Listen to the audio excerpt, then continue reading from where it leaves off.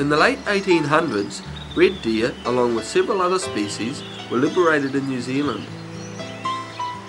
Within 60 years, they had increased to such a degree that government hunters were employed to reduce numbers.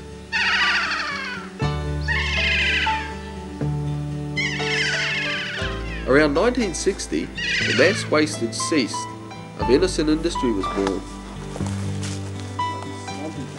In the following years, deer recovery became widespread, involving many different methods, ranging from ground hunters to helicopters. The meat hunter played a major part of this industry, recovering whole carcasses entirely on foot.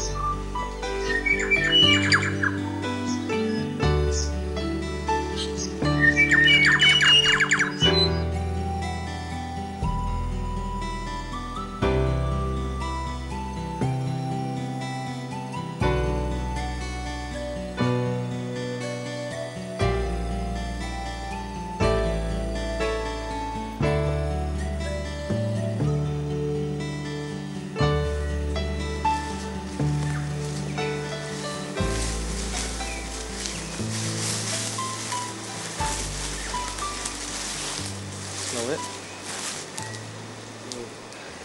It's definitely stag, eh? Yeah, come on. I'll give it a roll.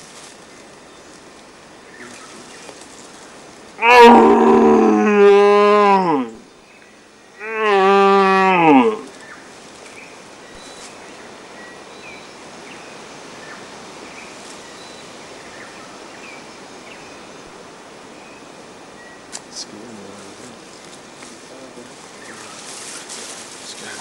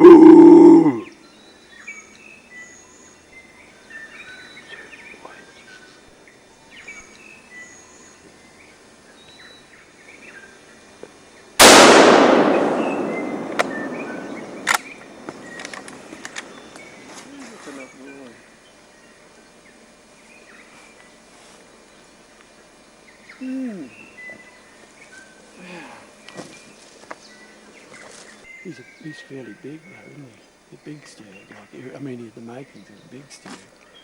Hold up the head. Hey? Hold up the head. Hold it up.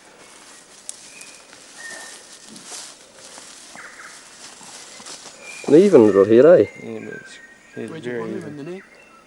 Straight sort of through. Always like to do the neck first, get rid of a bit of the blood. It's nice when you've got a sharp knife too.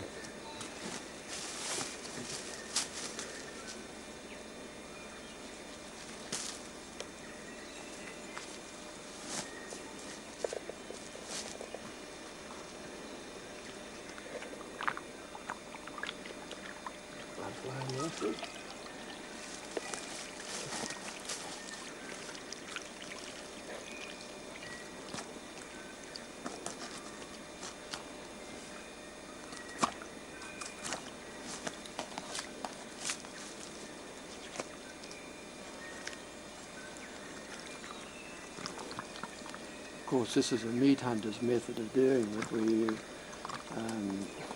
save all the offal and take the head in as well. So you've got to do it in the correct fashion to satisfy the regulation. I like to do the backside second so that we've got a sharp knife while we're doing it.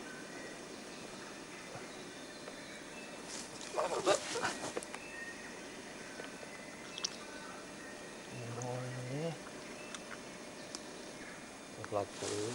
Too good.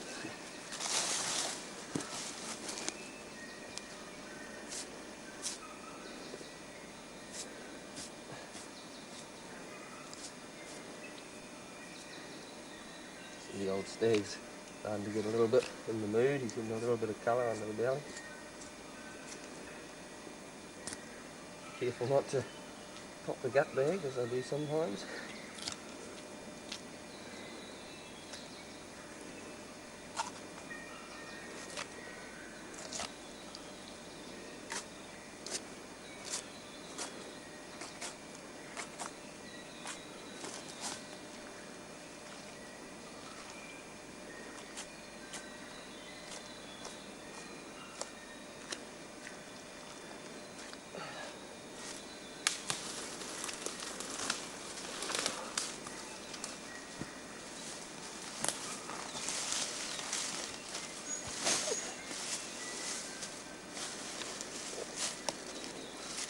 The offal getting too dirty for the helmet.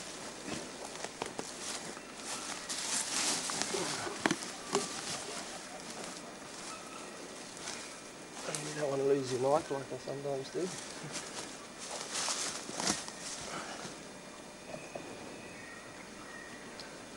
Plenty of fat in there. All that stuff there. Good neck, eh? Usual thing, I suppose, start of the raw. And then as the time progresses, he'll wear all that way and you'll end up quite lean.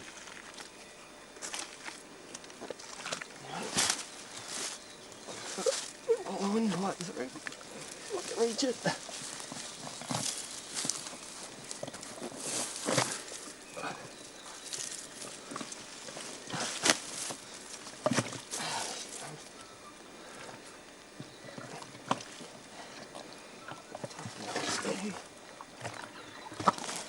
These days we have to keep the spleen as well as the liver, lungs, kidneys, heart. And when it's so fatty like this, it can be hard to find the kidneys. Not a bad looking liver, eh? Not nice and clear. Lovely. Good healthy looking. See?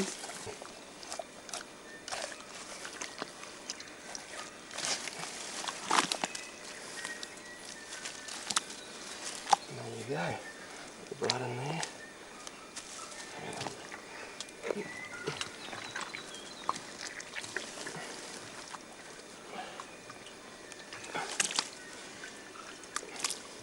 Sort of tipped them up ready to get the blood out. Bastard. It'll be a bit heavy to tip up too. Right, lift it up so a bit of that blood out in the throat.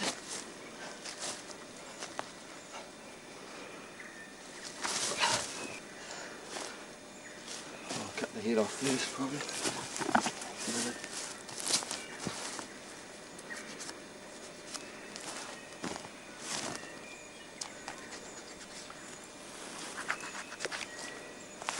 Always keep the ears on the carcass so that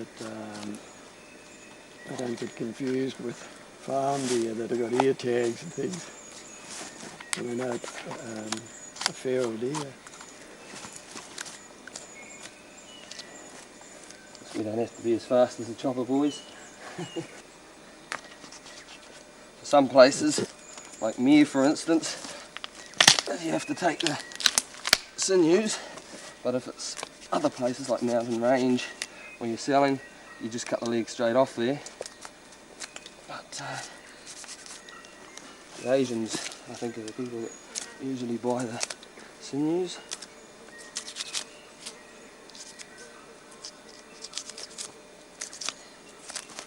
We always like to hang them, cool them before we do anything with them. And of course it's a lot easier when there's two of you trying to hang it too. When you're by yourself it's not so easy.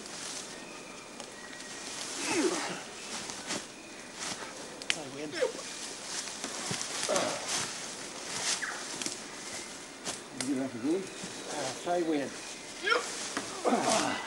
That's alright. Too weak for this sort of thing.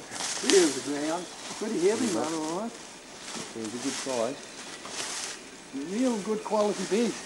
Nice and fatty. Yeah. Nice and clean in there. A little fat. course, you always lift the off out. And then it, ooh. Oh, lost the touch. Good on there.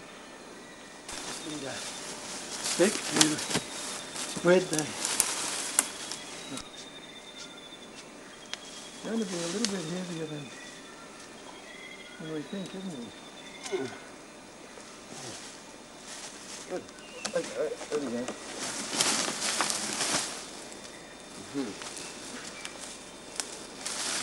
You hear anything You look fairly impressive on your back. Yeah, makes things a lot easier when there's two of you.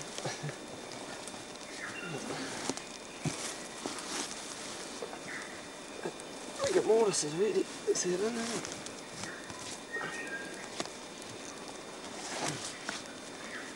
Right.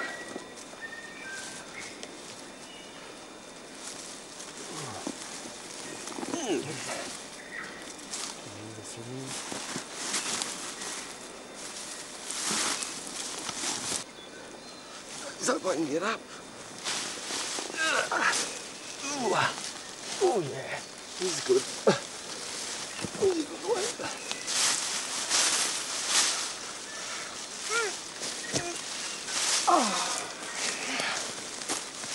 How heavy is it, Steve?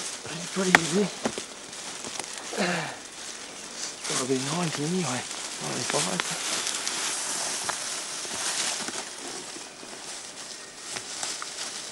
It's the perfect situation where all I have to do is carry the head, rifle, and I've got the young fellas to carry the beast out. That's great. Us old fellas can get away with that sort of a situation. What are these logs everywhere?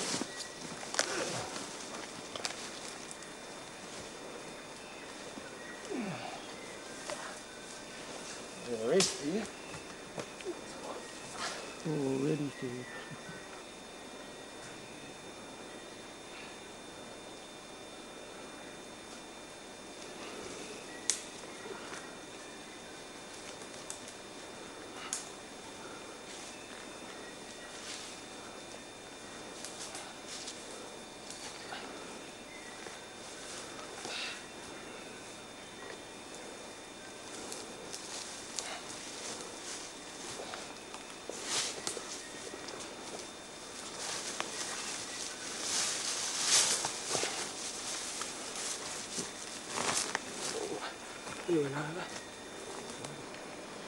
Had a little bit of a mishap here, broken down under the strain, so we've got to do some temporary repairs.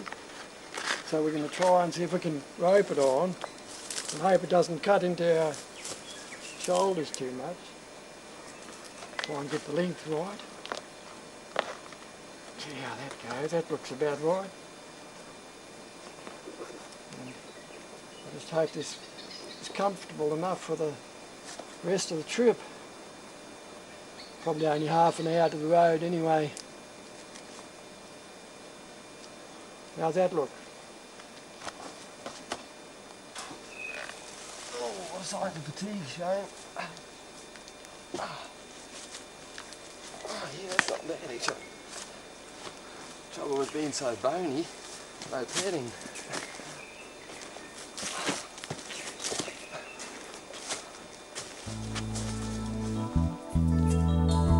This guy ended up a little more than we thought, weighing in at 112 kilo, but of course the offer weight gets deducted from that, so we'll end up with a payout weight of about 104 kilo.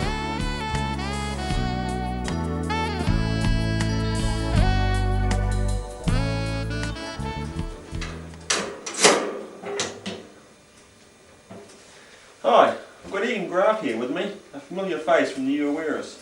He's taken a little bit of time out of the bush to have a quick yak with us. G'day Egon. Hello Paul, good to see you again. It's good to see you. So they tell me you first started meat hunting in 1967. Just wondering what got you started back then. Well, I became interested in hunting at a fairly young age. That's recreational hunting, like most hunters. Yeah. And I sort of got hooked on it a little bit. Yeah. And then in due course the venison industry became established, and I saw the chance of making some dollars while doing something that I enjoyed. Yeah. And what do you have? A lot of people say it must be a good way to make a living, or? Yes, I think a lot of people would get that impression, Yeah. but it's not always what it might seem. Yeah. You know, you have the good times, and certainly it's a great lifestyle, Yeah. but other times it's, you know, you sort of wonder whether you've got something loose, Yeah. you know, Yeah. in the head to be doing it. Yeah. So, back when you first started, what has deer been worth? 10 cents a pound, 10 cents and that's a body shot, Right. and 12 cents for nickel head shot. And how does that compare in kilo prices that they do it in these days? Well, of course, the prices gradually rose, and not really keeping up with inflation. And the prices peaked a few years back, All right. and then they slid down again and kept sort of relatively constant the last several years. Yeah. And you realise about 4 cents, $4 a kilo Yeah. these days, and then the tax comes out. Right. And what kind of weight range would a deer be? Well, they range from the very light yearlings right up to hinds. A good hind be 50 kilos or even more, 60 kilos. Sometimes you get exceptional one Right. into the 70s. And stags, they can go right up to a healthy size stag, 90, 100 and 100 plus kilos, and then you get into serious weights. So how would your body handle those big, those big stags? Well, as I said, it's really hard work. In fact, sometimes it's harder than you can imagine when you're, say, in steep country, rough terrain, and got 110 kilos on your back, and then there's the offal on top of that as well. Right. So you're carrying a lot of weight, Yeah. but the body handled it surprisingly well. Mm. And what have you found most of the noticeable changes that have happened over the years in the meat recovery? Biggest changes would be probably the dramatic reduction in numbers, Yeah. and along with that there's been a gradual increase in the weights. Yeah. The complications involved in selling a deer these days. Yeah. In the early days all you did was gut it or field dress it, cut off within what wasn't required, Yeah. carry it out, often be paid on the spot, Mm. write out a cheque straight away for it. Yeah. And these days there's a lot of complications in inspections. Yeah. The deer must not have come from certain areas where perhaps certain poisons have been used Right. for possum control or something like that. Yeah. And you're required to take out the vital organs Yeah. and the head and so forth. Yeah. So it must have been quite an interesting time though over the past few years, isn't it? Oh yes, we've seen a lot of interesting things, a lot's happened over the years. Yeah. Oh, well, it's been good talking about that, Egan. Appreciate your time. Yeah, well, it'd be good to catch up with you again, Paul. Yeah, we're bound to see you in the bush sometime. Sure.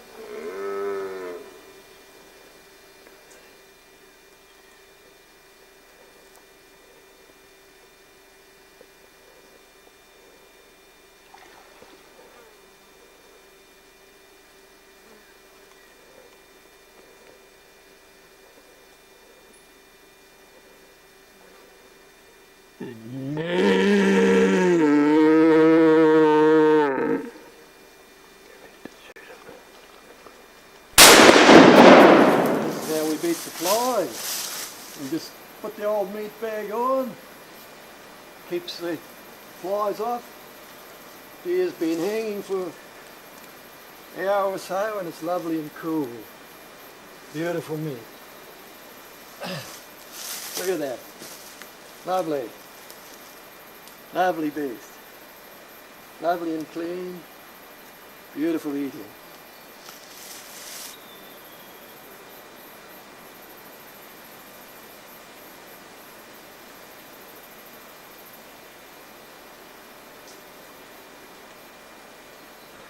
See, little fellas like us,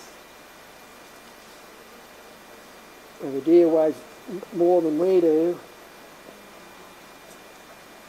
we wouldn't be able to carry them without the frame.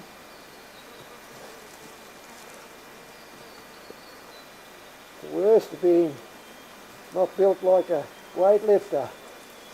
Yeah, it's us and our skinny legs have a bit of trouble.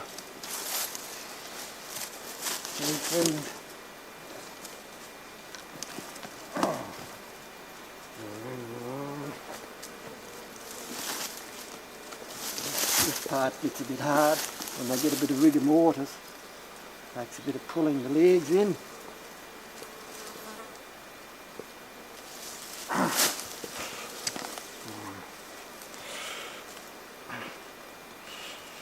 There you go.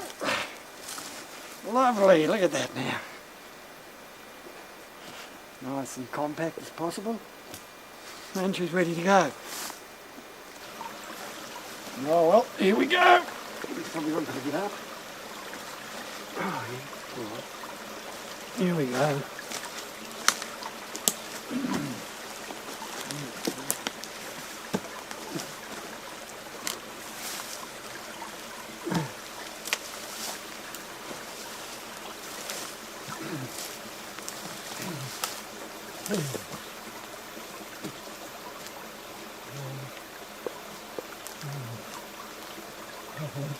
Way to go here.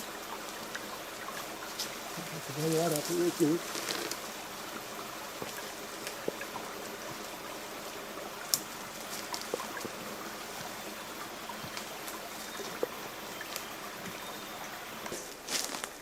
Lovely.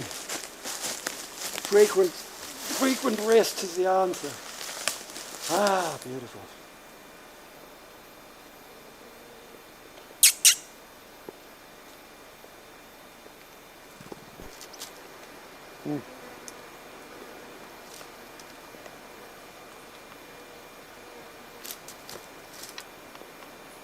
Busy little fella. Oh, another 10 years of this and that'll be my limit.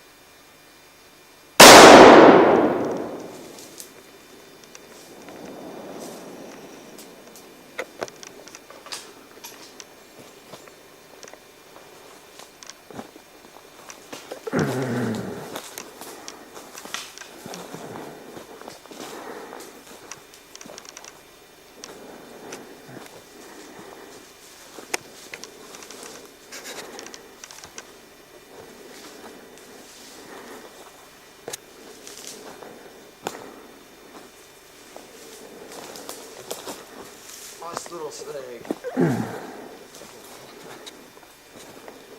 Clean neck shot.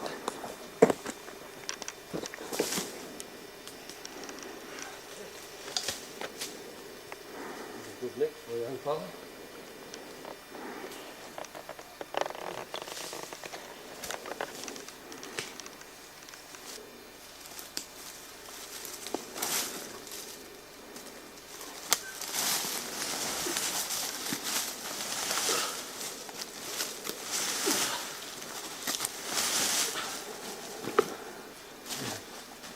Good neck.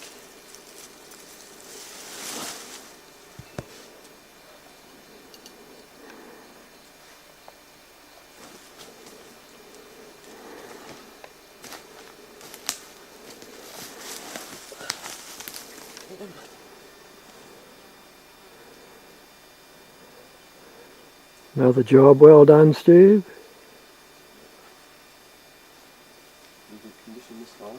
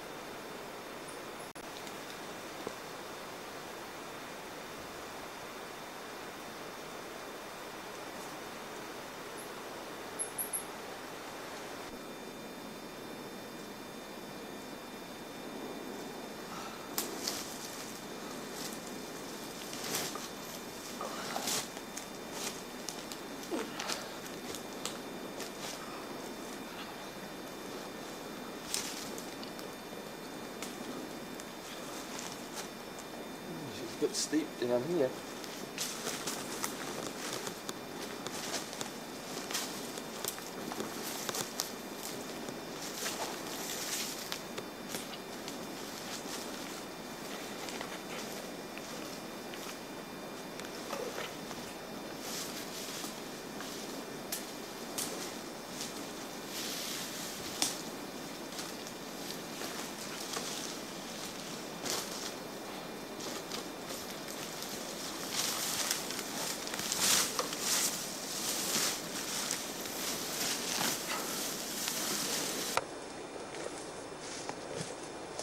This shows you, this is before the deer had a munch, all the untouched leaves, and then this lot here shows you they've stripped all this stuff pretty bare. I just seem to love these leaves.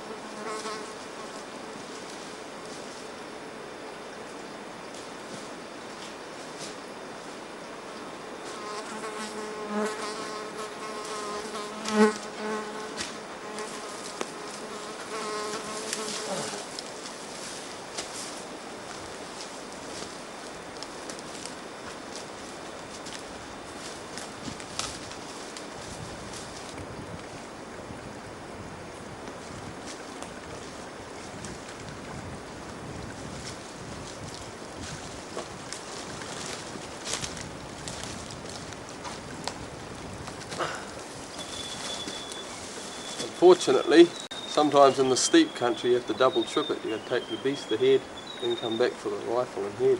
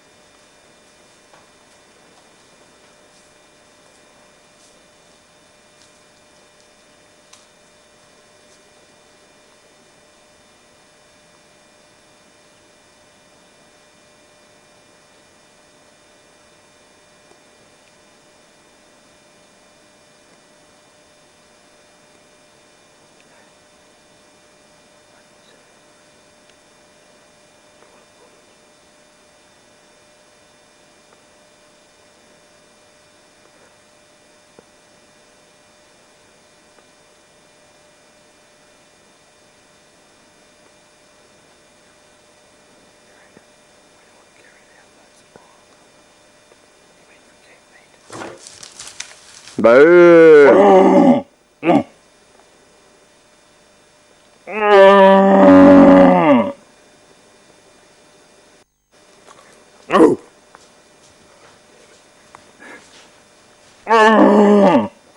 One dude, still there. Next shot. This is the usual West Coast head. Go east, young man. Just another way to hang a deer if you're caught out without a rope. Just a bit of improvisation and takes care of the situation. Nicely neck shot best. Nice bit of chocky bar for a bit of energy on the carry out.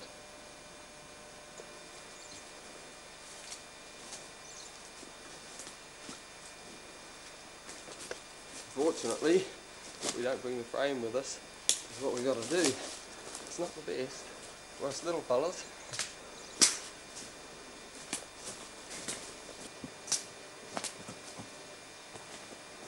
There we go.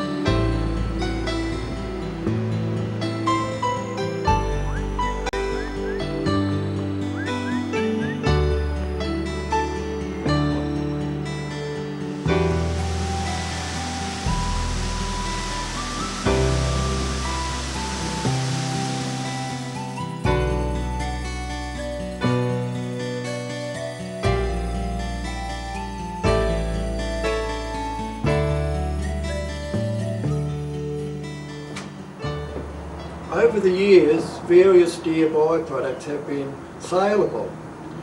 These products included sinews, eye teeth or tusks, pizzle in the case of stags, and of course velvet.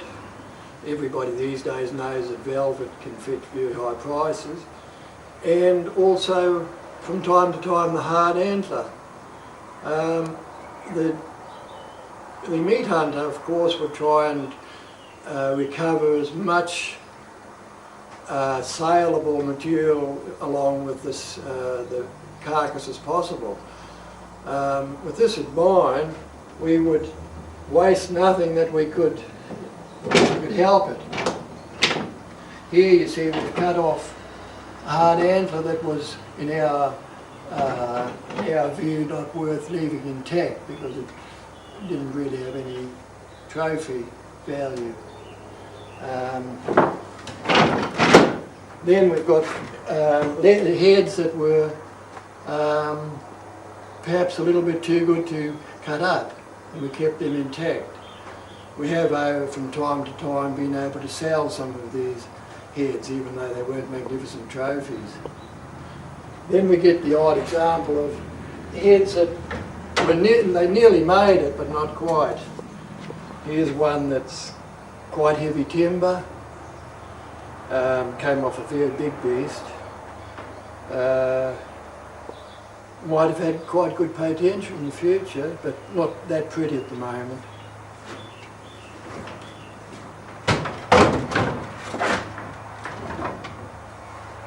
Another example of something that might have been good in a year or two. Quite nice long brow tines, a little bit of character to the head, 6 points on that side. Could well have ended up as a 12-pointer next year or the year after.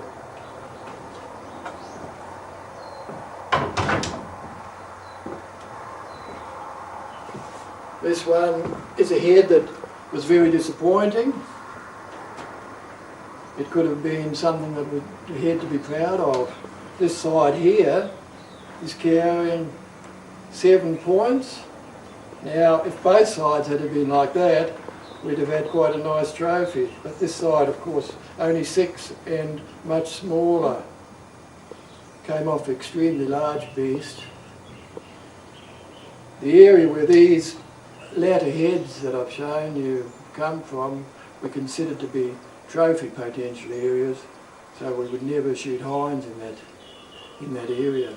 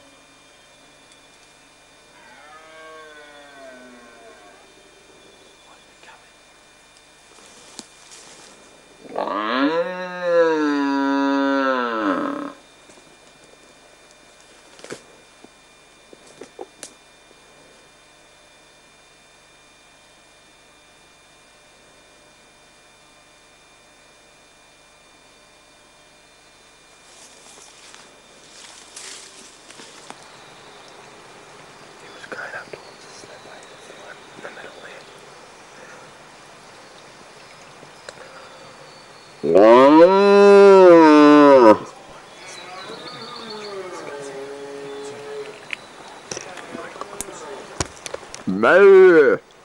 Moo!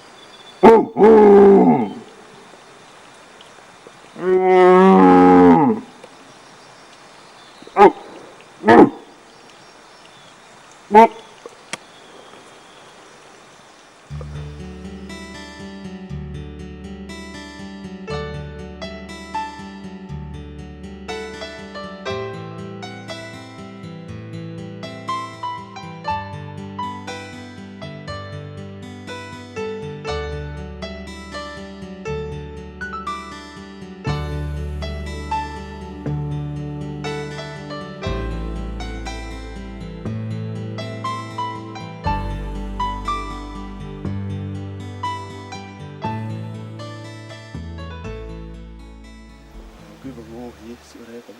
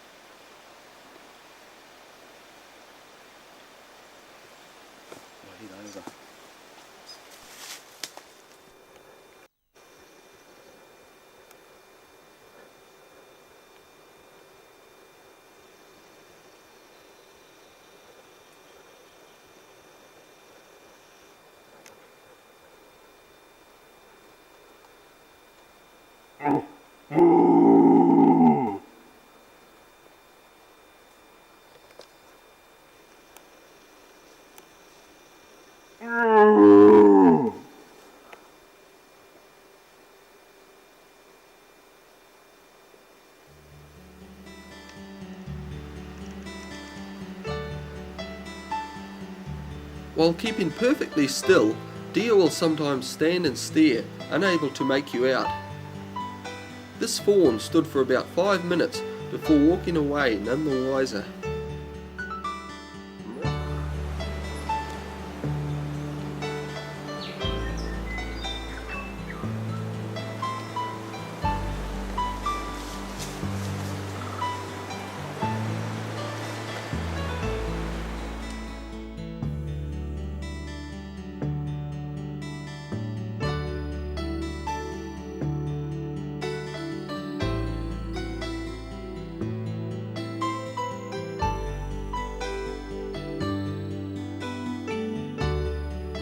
Boo!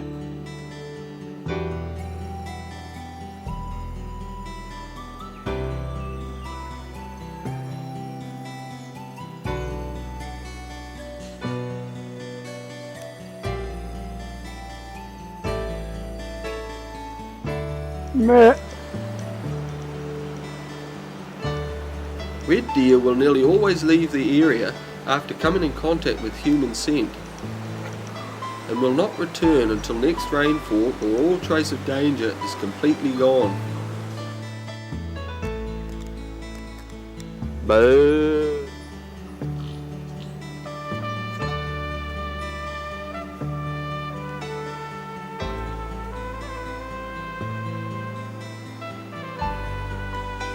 Boo!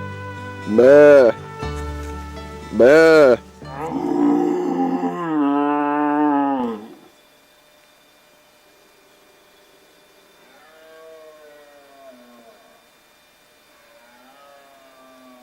A red stag will often readily answer an intruder's challenge in the hope of winning a hind.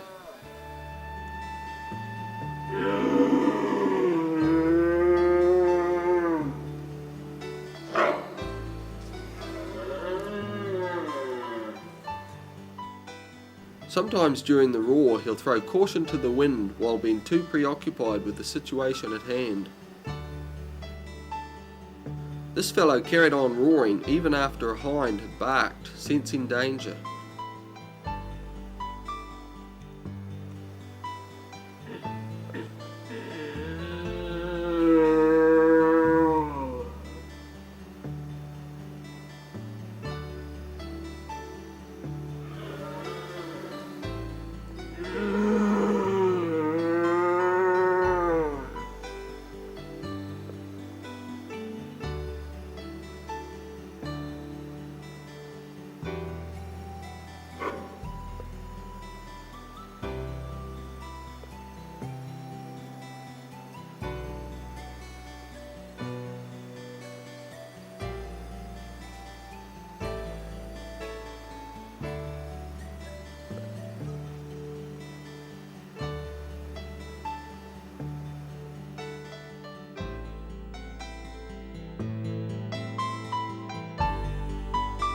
In dense bush, it is often hard to identify a deer from the surrounding cover. Movement gave the spiker's presence away.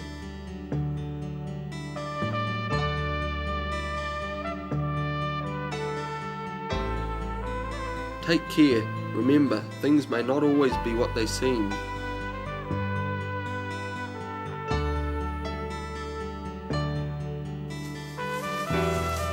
Two methods of carrying beasts. One by the frame method and one by the other method, as we call it.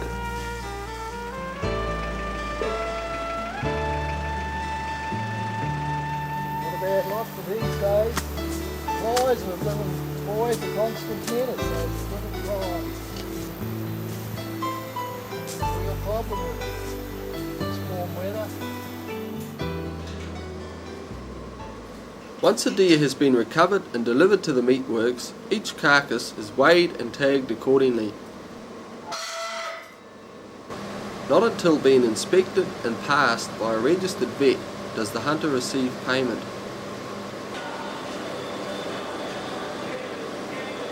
From here, the carcass goes to the boning room, where it is processed, vacuum packed and ready for exporting.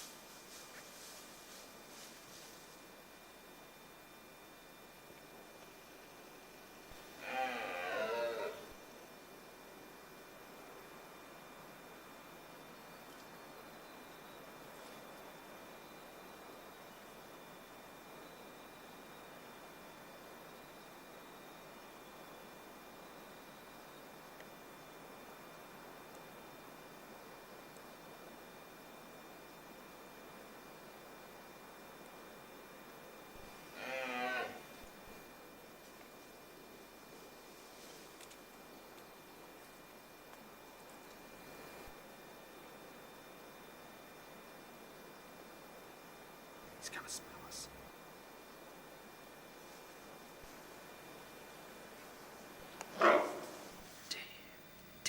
Damn. He smelled us.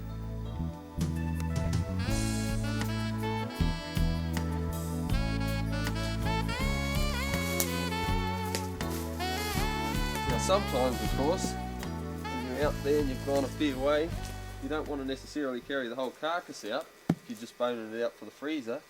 So here's a quick method of getting the meat off without having to carry the whole beast out. Okay, now of course most of you will know the quickest way to get the skin off, so we'll just get this off in a hurry first.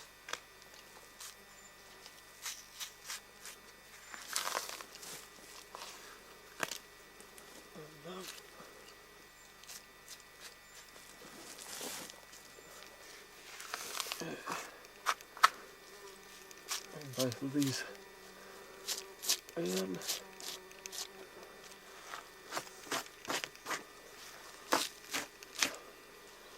helps if you're a bit ambidextrous and you can use the knife in both hands. Okay, this up from here. Once you get it freed around the edges there, you basically just should be able to pull it. Basically you don't want the membrane to come away, else it tends to be hard to get off. Once it's freed around the edges, you should be able to just pull it.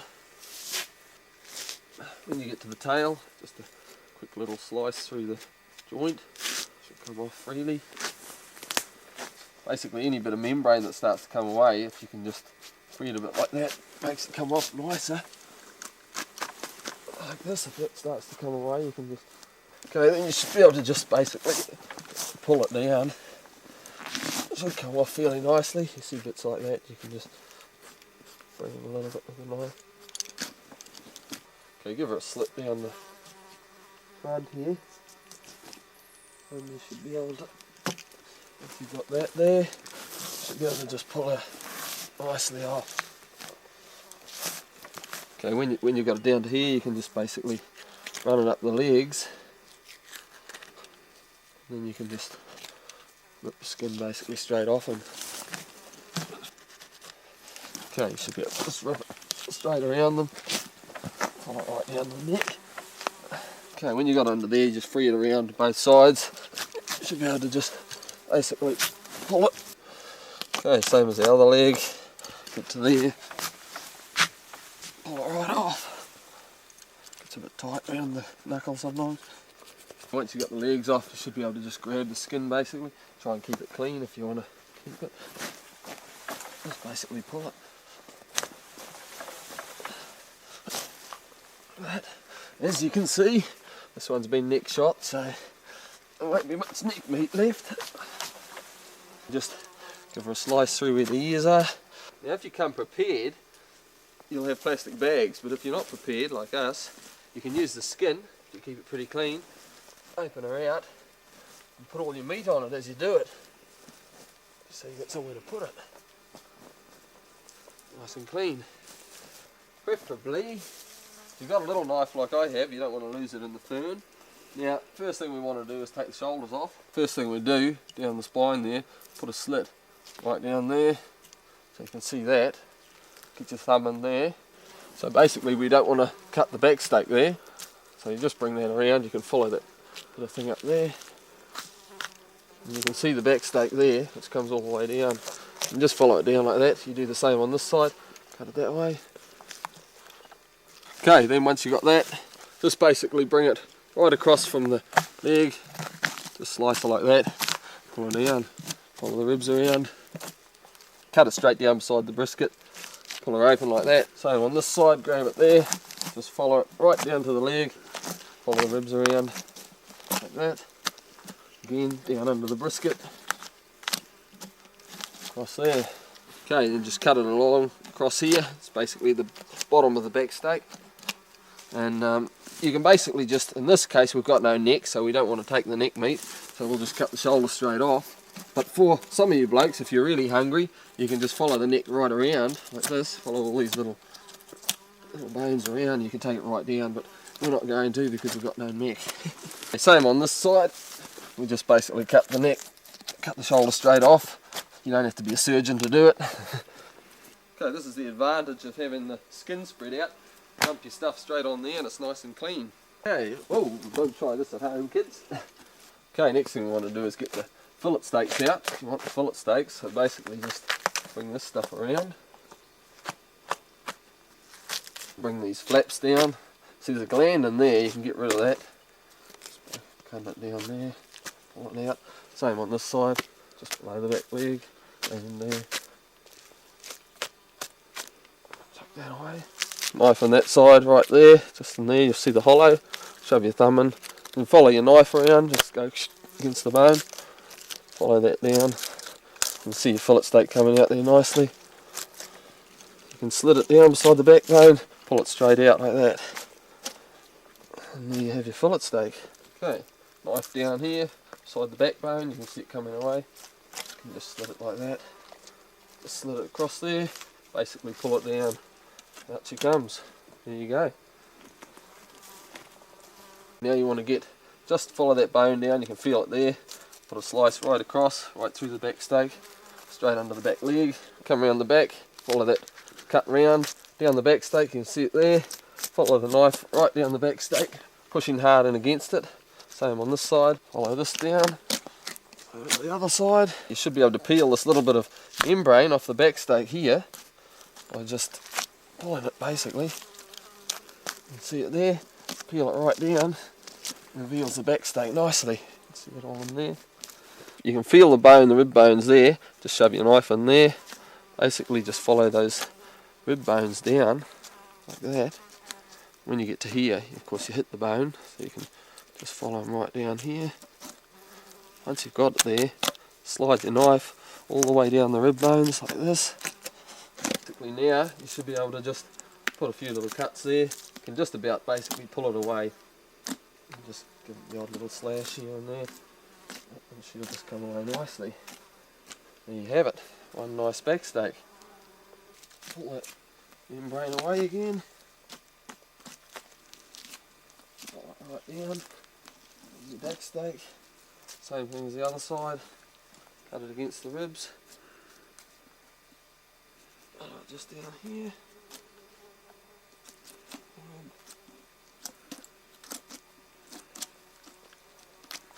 All the way down.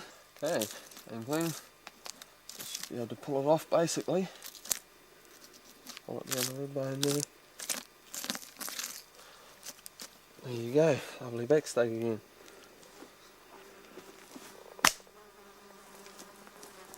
Okay, get the rib flaps off. Just basically follow that rib around here, slice it right around here, follow that, and down the brisket. Just slice down the brisket around here. Basically just follow the bones around. You can get the whole flap off on one piece. Follow it down. Just follow it all the way to the brisket. There you have it. Okay, same thing on this side. Follow right around. Off real quick.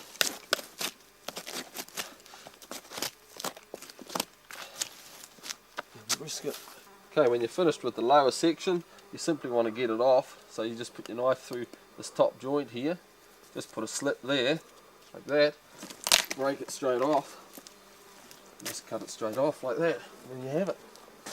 Okay, now we'll separate the back legs so that we don't have to take any more bone out than we have to. Basically just follow the H-bone around here, both sides, just like this. You'll find the ball joint just in there, you slit across that, follow the bone right around.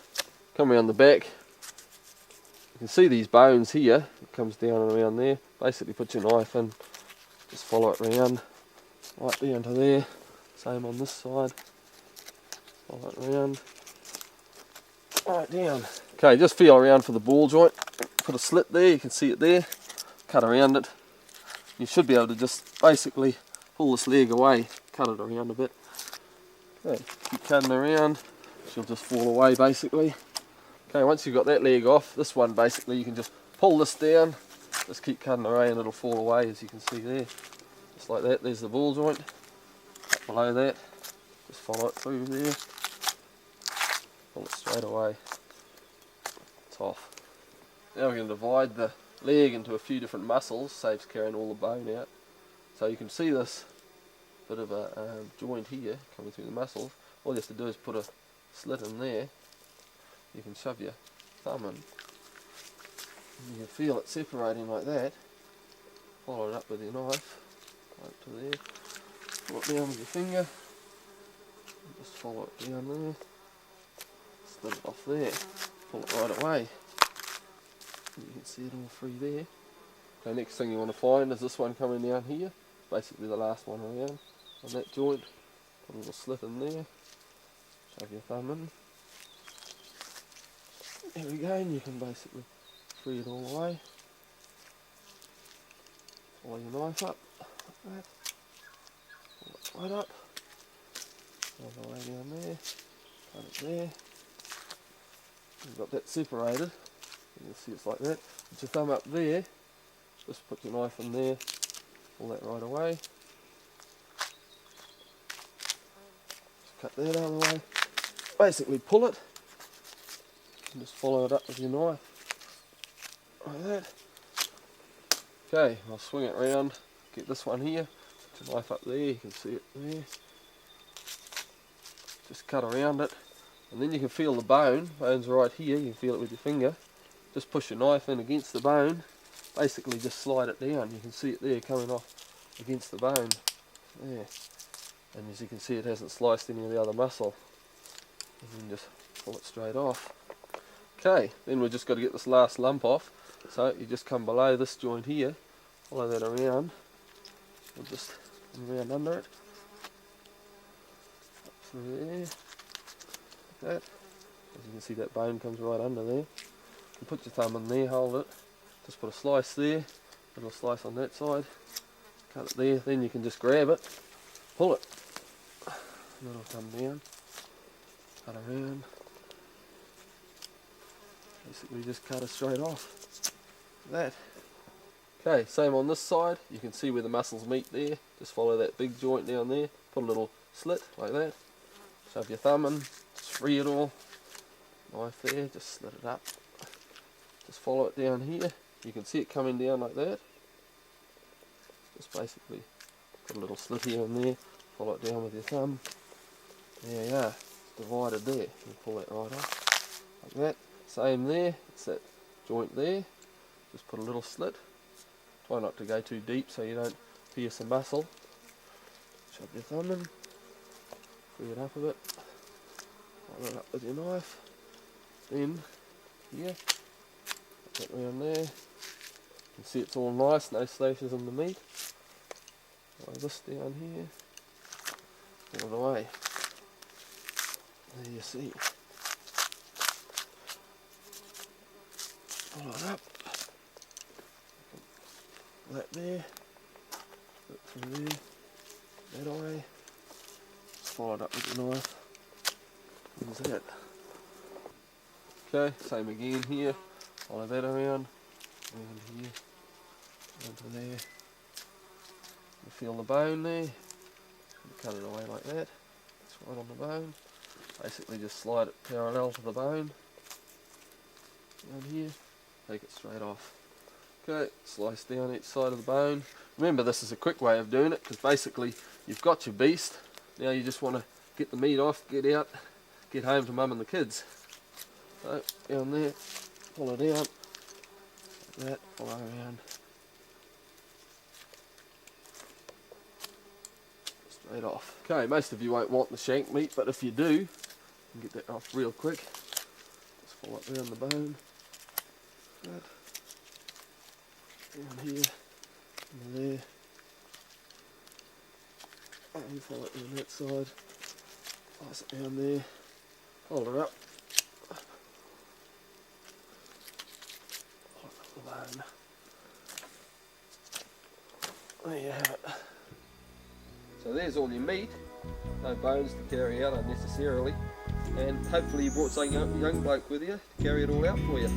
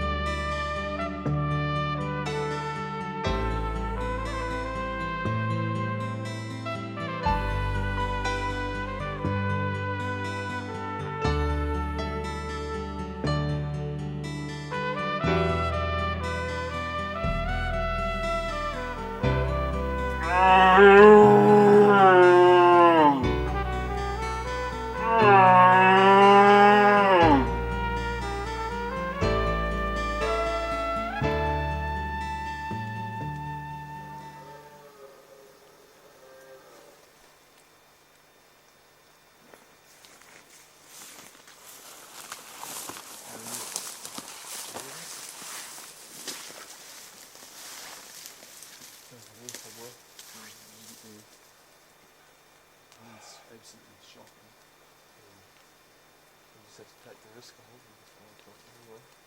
Yeah.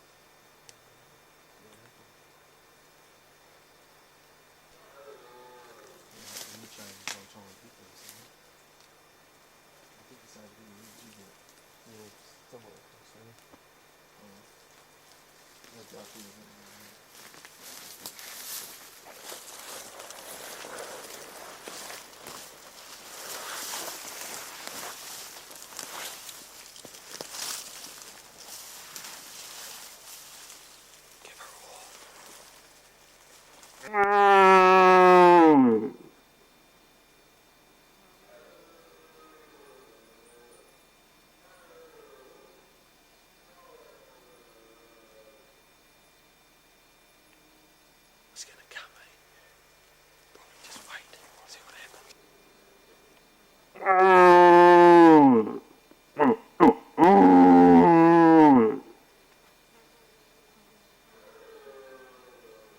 It's coming, eh? Alright. Just have to hope.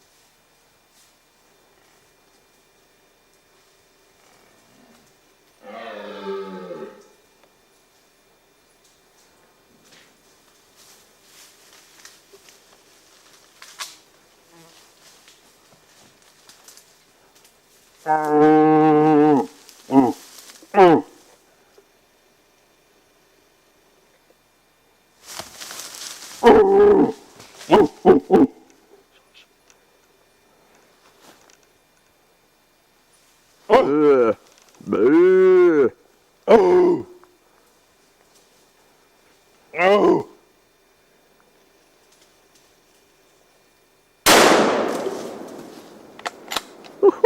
Top of the back of the neck.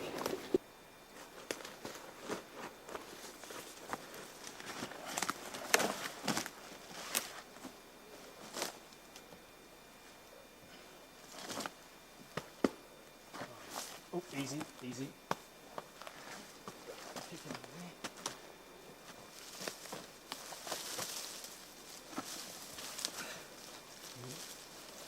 Nice stag. Nice dark fella. Yeah. He's got a bit of nose in him still.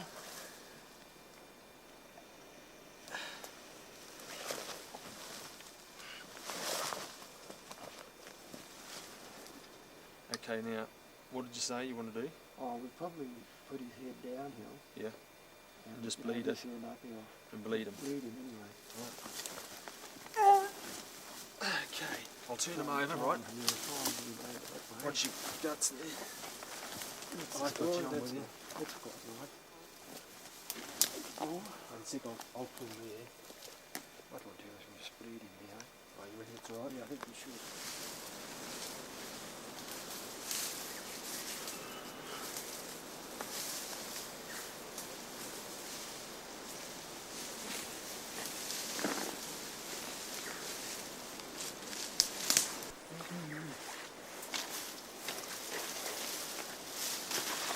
There you go.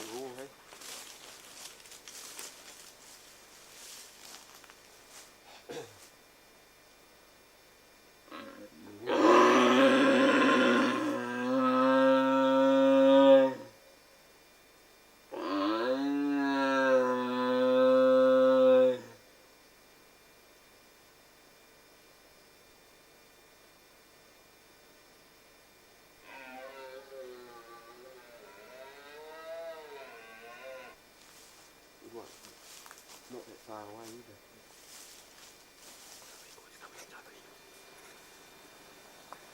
There he goes.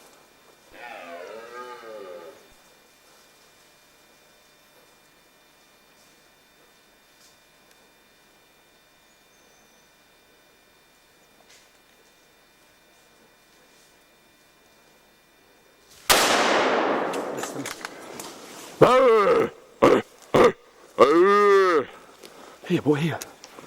Where? How did you miss it? Oh, he just moved this way. Oh, let's...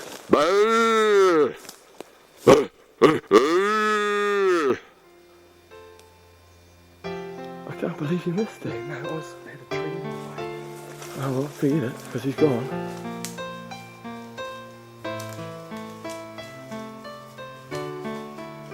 Still don't know how you missed that one, boy.